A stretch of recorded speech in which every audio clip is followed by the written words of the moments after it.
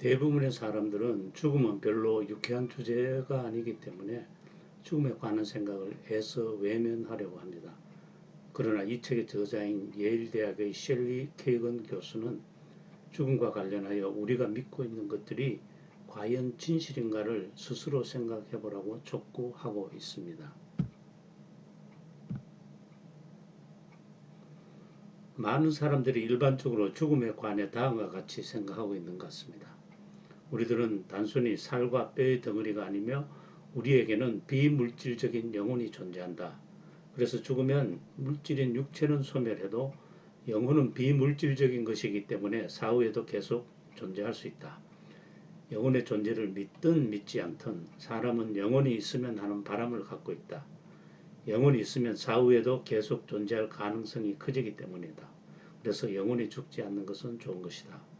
근데 만약 영혼이 존재하지 않고 죽음이 정말 모든 것의 끝을 의미한다면 그것은 아주 나쁜 것이며 죽음에 대해서 두려움과 절망을 안고 대할 수밖에 없다. 대략 이상과 같은 생각이 일반적인 것 같습니다. 인간의 본질에 대한 두 가지 주장이 있습니다. 이원론과 물리주의가 그것입니다. 이원론은 인간의 신체와 영혼으로 구성되어 있다고 말합니다. 물리주의는 영혼이란 것은 존재하지 않고 신체가 있을 뿐이라고 주장합니다. 이 책의 저자 케이건 교수는 물리주의자의 입장에서 다음과 같이 주장합니다. 인간이란 사랑하고 꿈꾸고 계획을 세우고 이를 다른 사람과 함께하는 그런 인격을 가진 놀라운 기계입니다. 모든 기계는 언젠가는 망가지게 되어 있는데 기계가 작동을 멈추는 순간 모든 게 끝납니다.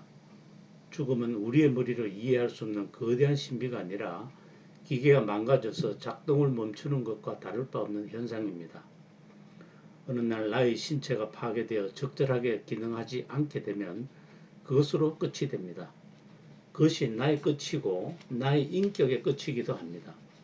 죽음은 모든 것의 끝입니다. 이 책의 저자는 죽음은 모든 것의 끝이라고 말하며 다음과 같은 질문을 던지고 있습니다. 죽음은 정말 나쁜 것일까? 영원히 사는 것은 과연 좋을까? 죽음을 두려워하는 것은 적절한 태도일까? 피할 수 없는 최후가 기다리고 있다는 것을 알고 있다면 도대체 어떻게 살아가야 하는가? 사람들은 당연히 죽음이 나쁜 것이라고 합니다. 그런데 죽음은 왜 나쁜 걸까요? 죽음이 모든 것의 끝이라고 믿는다면 내가 존재하지 않는데 도대체 무엇이 내게 나쁠 수 있을까요? 죽으면 존재하지 않는 나에게 나쁘고 좋고가 있을 수 없습니다. 그런데도 죽음은 나에게 왜 나쁜 것일까요? 살아있으면 누릴 수 있었던 모든 좋은 것들을 죽고 나면 하나도 누릴 수 없기 때문입니다. 그러나 어두운 미래만을 빼앗아 간다면 죽음은 나쁜 것이 아니라 좋은 것이 될 수도 있습니다. 그렇다면 영원히 사는 것이 가장 좋을까요? 글리버 여행기에서 글리버는 영원히 죽지 않는 나라에 들어갑니다. 그 나라 사람들은 모두 영원히 죽지 않고 삽니다. 글리버는 처음에는 정말로 환상적인 나라라고 생각했습니다. 하지만 거기 있으면서 그 나라 사람들이 나이를 먹어가는 동안 노화를 계속 진행되어 정신은 혼미해지고 몸은 더욱 허약해지고 병들고 남의 도움을 받지 않고 혼자서는 아무것도 제대로 할 수 없게 되는 모습을 보게 됩니다. 조너던 스위프트는 이 이야기 속에서 영생을 끔찍한 형벌로 묘사하고 있습니다. 또 몽테뉴는 노년의 삶을 힘들게 만드는 고통과 괴로움과 비참함에 종지부를 찍어주는 죽음을 축복이라고 말했습니다.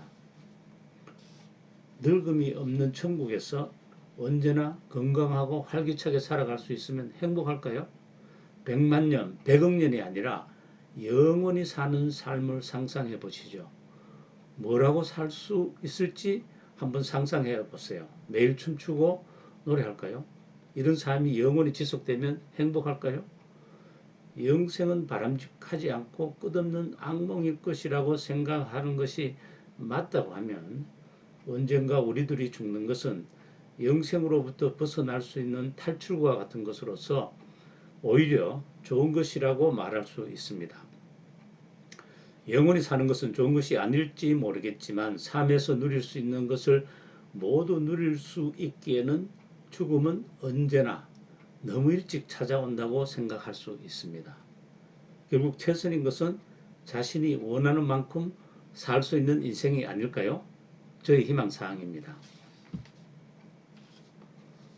죽음을 부정하거나 외면하는 자세는 이성적인 차원에서는 받아들이기 어렵습니다. 죽음에 대한 감정적인 반응인 두려움은 적절한 반응일까요? 이치에 맞는 감정일까요? 그런데 죽음을 두려워할 때 그 두려움의 대상은 정확히 무엇일까요? 첫 번째로 생각할 수 있는 것은 죽음의 과정입니다. 말기에 엄청난 통증을 수반하는 질환이 있는데 그런 것이 나 자신에게도 일어날지 모른다는 것 때문에 두려워할 수는 있지만 그런 두려움 때문에 평소에도 밤잠을 설칠 정도라면 그건 적절한 태도라고 하기는 어렵습니다. 둘째로는 죽음 그 자체, 죽어 있는 상태를 두려워하고 있습니다. 죽고 나면 어떻게 될지를 두려워하고 있습니다. 그러나 죽으면 어떠한 경험도 수반하지 않습니다. 죽어 있는 상태와 같은 것은 나에게는 존재하지 않습니다. 그래서 죽어 있는 상태를 두려워한다는 태도는 적절한 것이 될 수 없습니다. 결국 우리는 죽음에 의해 생의 모든 좋은 것을 박탈당하는 것을 두려워하는 것입니다. 그러나 이것은 나쁜 것일 뿐 마냥 두려워할 것은 아닙니다.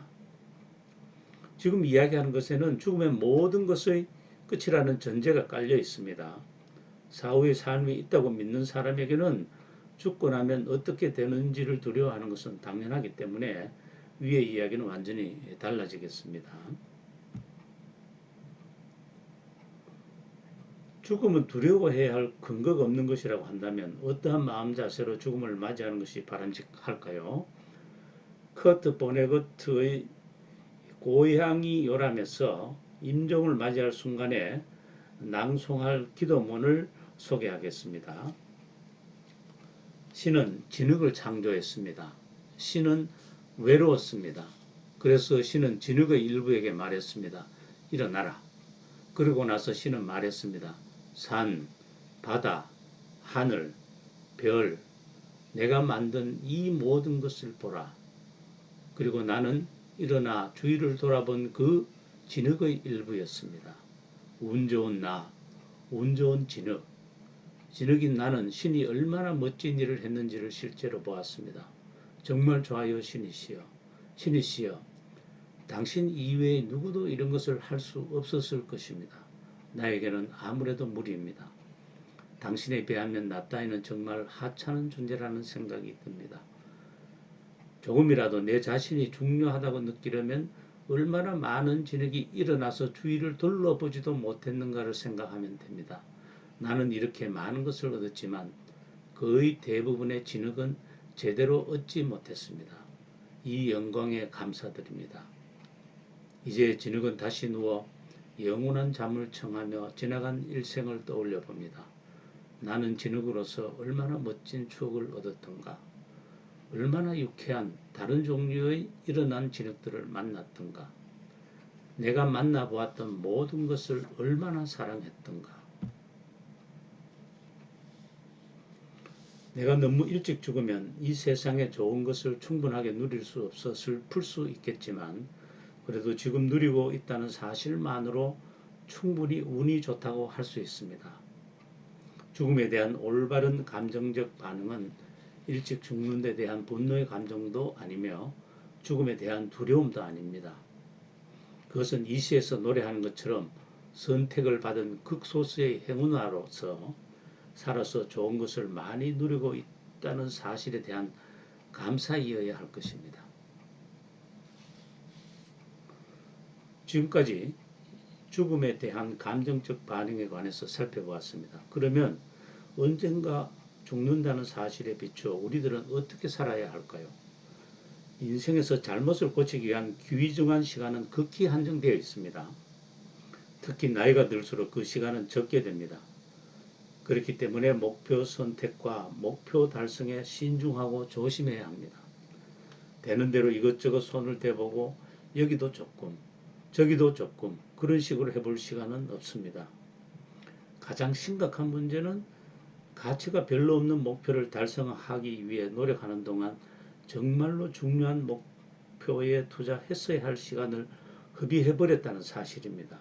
그러므로 무엇이 가장 가치 있는가를 먼저 판단할 필요가 있습니다. 그러면 나의 인생에서 무엇을 해야 할 것인가? 어떤 목표, 어떤 목적, 어떤 뜻이 가장 가치가 있고 보람 있고 의미가 있는 것일까? 가장 중요한 질문입니다. 죽음에 대해서 우리가 할 수 있는 것은 하나도 없기 때문에 결국 살아있는 동안 삶을 가치 있게 가꿔 나가려고 애쓰는 것이 중요합니다. 독일 시인 프리드리 헬드리는 운명의 새 여신에게서 그런 가치에 관한 자신의 관점을 노래하고 있습니다. 위대한 힘을 가지신 신들이시여, 제 노래가 완전히 무르익도록 한철의 여름과 한철의 가을을 더 허락해 주소서. 제 연주의 달콤함을 마음껏 누리고 나서 내 마음은 기꺼이 죽으리라. 살아있는 동안 그 거룩한 권리를 획득하지 못한 영혼은 황천에서도 편히 쉬지 못합니다. 그러나 제가 몰두하고 있는 신성한 제 시가 일단 완성되면 그때는 암흑세계의 정적마저도 기쁜 마음으로 받아들이겠습니다.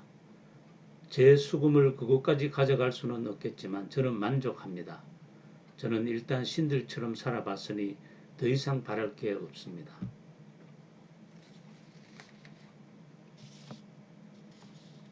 이 시에서 헬드리는 얼마나 오래 사는지에 대해서는 전혀 신경을 쓰지 않습니다. 삶의 절정에 올라 자신의 시로 뭔가 위대한 것이 가능하다면 그것으로 충분하다고 노래하고 있습니다. 헬드린이 더 이상 바랄 게 없다고 자신 있게 말할 수 있었던 것은 아마도 자신의 시를 통해 오랜 세월 동안 다른 사람들에게 즐거움과 깨우침을 줄 수 있을 것이라고 기대하고 있었기 때문입니다. 그 성취로 인해 자신이 영원히 기억될 것이라고 기대합니다. 헬드린의 시는 200년이 지난 지금도 살아있습니다. 과연 이런 종류의 영생도 가치가 있는 것일까요? 저자는 본인의 사후에도 계속 존재할 의미 있는 성취를 읽어내는 것이 삶의 가치와 의미를 높여줄 것이라고 생각합니다. 어떤 목표를 성취할 것인가는 각자의 가치관에 따라 결정할 문제이지만 그런 목표를 향하여 노력하는 삶이 가치 있는 삶이 아닐까 생각합니다. 끝으로 죽음을 거대한 미스터리, 너무 두려운 나머지 감히 마주할 수 없는 대상으로 바라보는 태도는 바람직하지 않습니다. 삶이 주는 모든 것을 전부 다 누리지 못한 채 너무 일찍 죽는 가능성이 높은 것은 슬퍼할 일이지만 지금까지 살아온 것은 얼마나 놀라운 행운인지를 이해하면 슬픔의 감정은 상쇄될 수 있습니다. 우리는 죽습니다. 바로 그렇기 때문에 남은 인생을 더욱 잘 살아야 합니다. 죽음의 두려움과 환상에서 벗어나 죽음을 똑바로 제대로 보면서 남은 인생을 어떻게 살아야 할지에 대한 행복한 고민을 합시다. 끝까지 경청해 주셔서 감사드립니다.